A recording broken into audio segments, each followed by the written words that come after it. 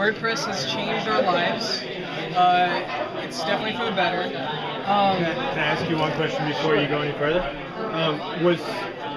Was someone in your team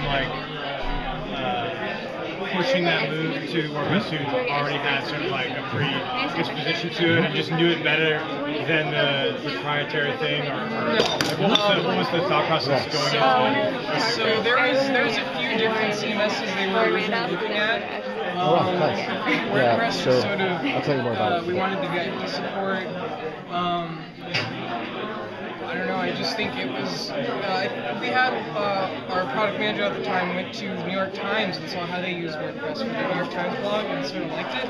Okay. And so that's kind of what that did. No one knew WordPress. We all figured it out. Okay, so it was like an objective search for Nestle. Yeah. Did you look at other platforms? Yeah, I know Drupal and Joomla were considered. What was the other one? Joomla.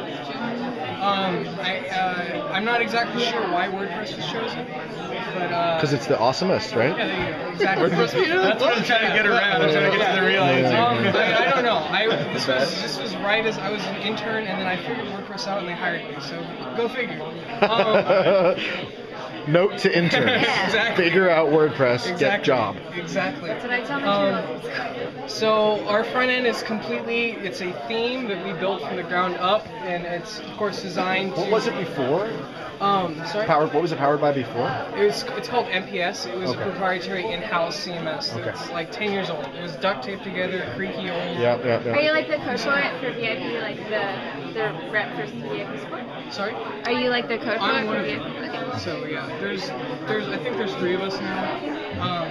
But yeah, so I'm an engineer, but now I'm a product manager. So it's custom theme. Fun time. So yeah, custom theme. So of course this was all done from the ground up, based on our old design. So I'm going to show the edit post table real quick. So our actual CMS is on a different, the admin is on a different domain. We did that for security purposes. So if you go to /WP admin on Salon, you're not going to get anywhere. You have to know the secret URL, which you can see right there. It doesn't matter. Redacted. It doesn't matter. It's it's HT access protected, so you can't get it anyways. So one thing you'll notice, of course, is you've got your images right here. We did that because we've got an art department and an edit department, so they you can add your featured image right from the post screen without having to go into the actual post.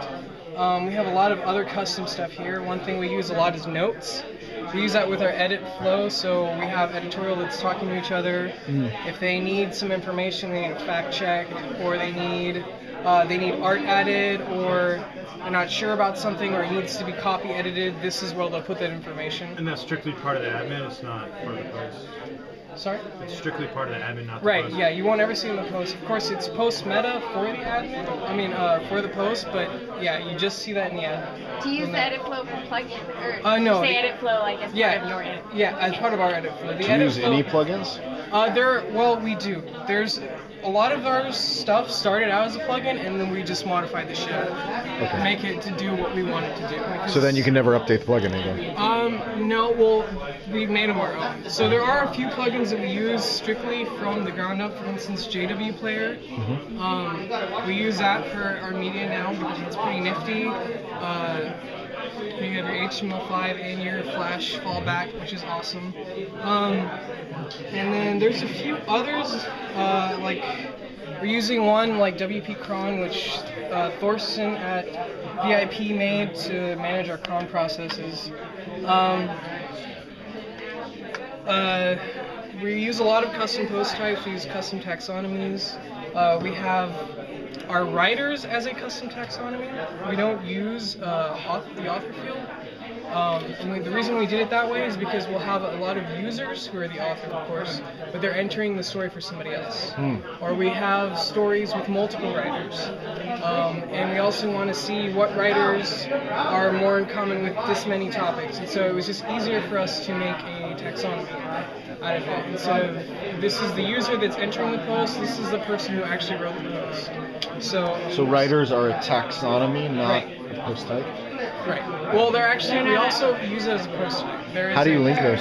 It's so we have this thing we call shadowing, and it's so every topic or tag taxonomy has also a topic post type, and that contains we have a topic page for every tag, and so we might have like a custom widget for this, and so we control that in the metadata for a post type, and we do the same thing with writers.